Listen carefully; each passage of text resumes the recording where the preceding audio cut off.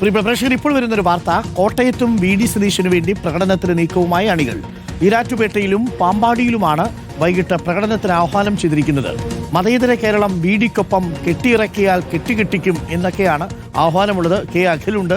Akhil, report high command ദില്ലിയിൽ പരിഗണിച്ചുകൊണ്ടിരിക്കുമ്പോഴാണ് ഇപ്പോൾ പ്രകോപനപരമായ ചില സ്റ്റേറ്റ്മെന്റുകൾ കൂടി വരുന്നത്. കെട്ടിയിറക്കിയാൽ എന്നൊക്കെയുള്ളത് ഹൈക്കമാൻഡിനെതിരെയുള്ള വലിയ വെല്ലുവിളികളല്ലേ?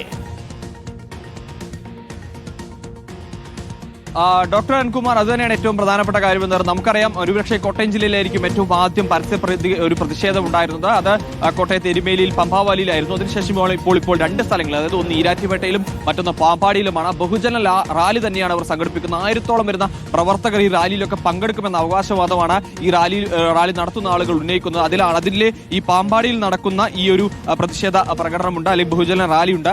അതിന്റെ വാചകങ്ങളാണ് ഈ കെട്ടിയിറക്കിയാൽ കെട്ടിക്കെട്ടിക്കും എന്നുള്ളത്. അത് തീർച്ചയായും അതൊക്കെ ഈ AICC-ക്കെതിരെ അല്ലെങ്കിൽ ഹൈക്കമാൻഡിനെതിരായിട്ടുള്ള ഒരു വെല്ലുവിളി തന്നെയാണ് എന്നുള്ളതാണ് നമ്മൾ ഇതിൽ എടുത്തു പറയേണ്ട കാര്യമുണ്ട്. മതേതര കേരളം വി.ഡി. സതീശനൊപ്പം ആണ് എന്നുള്ളൊരു ആഹ്വാനമാണ് അവർ നടത്തുന്നത്. വലിയ പ്രതിഷേധം സംഘടിപ്പിക്കാൻ തന്നെയാണ് അവർ തീരുമാനിക്കുന്നത്. ഇന്നലെ മുതൽ തന്നെ ആരംഭിച്ചിട്ടുള്ള കാര്യങ്ങളാണ് അത്.